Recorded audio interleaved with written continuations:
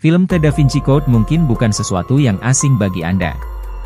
Film yang dirilis pada tanggal 19 Mei 2006 ini mengangkat cerita tentang seorang perempuan bernama Sophie Neveu, yang ternyata dirinya adalah keturunan dari Yesus.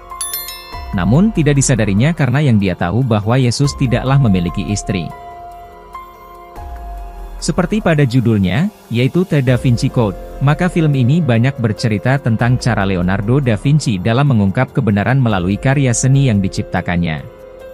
Menurut Dan Brown yang menulis novel yang kemudian difilmkan dengan judul yang sama ini. Lukisan Leonardo da Vinci yang berjudul Perjamuan Terakhir, atau The Last Supper, adalah bukan sekedar lukisan, namun memiliki arti yang sangat krusial berkaitan dengan keyakinan Leonardo da Vinci, bahwa sebenarnya Yesus mempunyai seorang istri yang bernama Magdalena.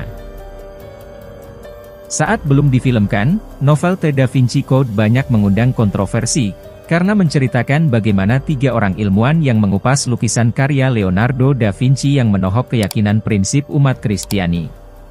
Salah satunya adalah seperti yang kita dengar selama ini, bahwa Yesus tidaklah memiliki seorang istri, namun dalam salah satu bagian dari novel ini diceritakan seorang ilmuwan antagonis, yang bernama Sir Leigh Teabing mengungkap kode tersembunyi dalam lukisan jamuan terakhir itu.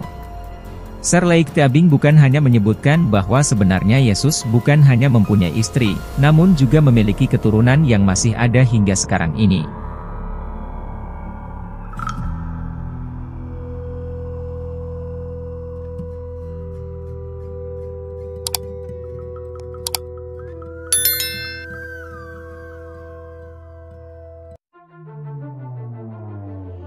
Bagi Anda yang belum pernah membaca novelnya, namun pernah melihat filmnya, pasti Anda akan terkejut dengan apa yang diungkapkan oleh Sir Leigh Teabing. Salah satu dialog yang cukup mencengangkan adalah 1. Konstantin mensponsori Alkitab. Raja Roma Konstantin menitahkan dan membiayai penyusunan sebuah Alkitab baru, yang meniadakan semua ajaran yang berbicara tentang perilaku manusiawi dari Yesus, serta memasukkan ajaran yang membuatnya seakan menjadi Tuhan. Injil dan dokumen yang mencatat kehidupan Yesus sebagai manusia biasa dikumpulkan dan dibakar.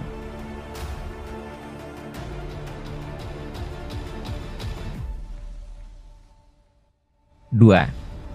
Yesus Tuhan adalah hasil voting. Penetapan Yesus sebagai putra Tuhan bukanlah bersumber dari ajaran Yesus, melainkan dari hasil voting yang terjadi pada Konsili Nikea. Karena penetapan ini tidak lepas dari kepentingan politik Konstantin. Gereja masa awal telah mencuri Yesus dari pengikut aslinya, dengan membajak pesan-pesan manusiawinya, dan mengaburkannya dalam jubah ketuhanan.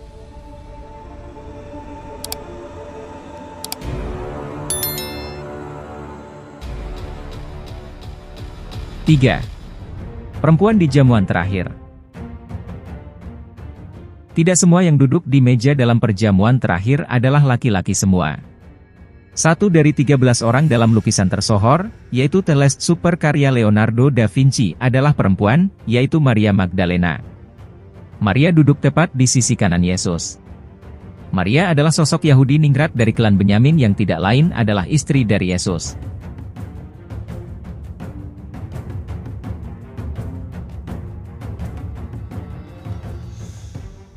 4. Maria pewaris dari gereja.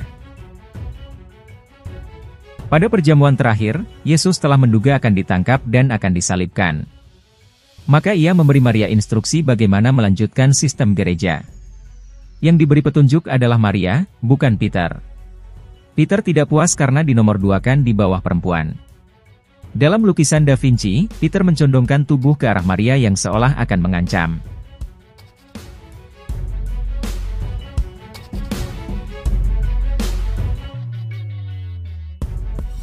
5. Cawan suci adalah Maria. Cawan suci adalah kiasan untuk Maria Magdalena, yaitu perempuan yang mewadahi darah Yesus, mengandung keturunan Yesus Kristus. Dalam diri Maria mengalir 3 kekuatan yang luar biasa. Pertama, kekuatan sebagai pengemban titak Yesus untuk mengembangkan ajarannya. Kedua, kekuatan sebagai istri yang mengandung anak Yesus. Ketiga, kekuatan sebagai keturunan Raja Yahudi. Gereja untuk membela diri dari kekuatan Magdalena, mengabadikan profil Magdalena sebagai pelacur dan menguburkan bukti-bukti pernikahan Kristus dengan perempuan ini. Gereja menghancurkan segala kemungkinan Yesus yang kawin dan mempunyai keturunan.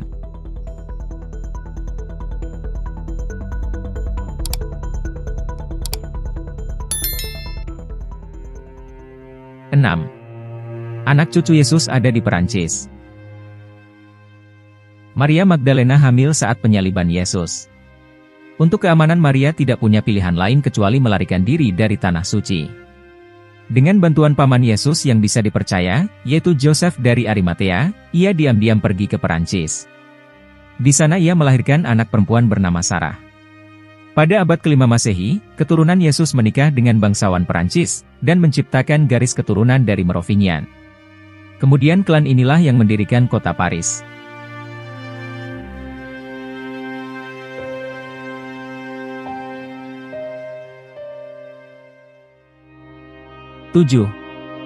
Gereja menghabisi keturunan Yesus. Gereja terdahulu takut jika garis keturunan itu dibiarkan tumbuh, maka rahasia yang ditutup rapat akan terkuak, sehingga meruntuhkan doktrin fundamentalis Katolik.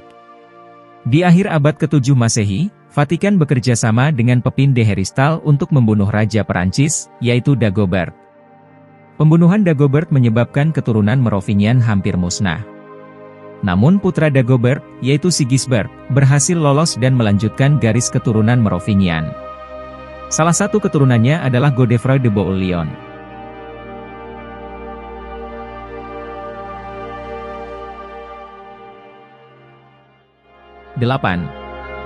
Biarawan Sion dan Ksatria Templar. Biarawan Sion didirikan tahun 1099 di Yerusalem oleh Raja Perancis, yaitu Godefroy de Bouillon, dengan misi menyelamatkan dan melindungi Holy Grail, yaitu dokumen rahasia tentang Maria Magdalena, keturunannya, dan ajaran Kristen sejati. Untuk kepentingan itu, maka dibentuklah Ksatria Templar. Dalam perkembangannya, pengaruh Templar meluas di Eropa. Paus Clement kelima yang tidak suka dengan perkembangan ini, bersiasat dengan Raja Perancis yaitu Philip keempat, untuk membubarkan Templar dan merampas harta mereka. Paus mengeluarkan perintah rahasia dalam kertas bersegel yang hanya boleh dibuka oleh prajuritnya di seluruh Eropa pada hari Jumat, 13 Oktober tahun 1307. Maka pada hari itu, ksatria-ksatria yang tak terhitung jumlahnya ditangkap, disiksa secara kejam, dan akhirnya dibakar di tiang pembakaran sebagai pelaku bidah. Hingga kini, Jumat 13 dianggap hari sial. Bagaimana menurut kalian? Ada tambahan? Silahkan tulis di kolom komentar.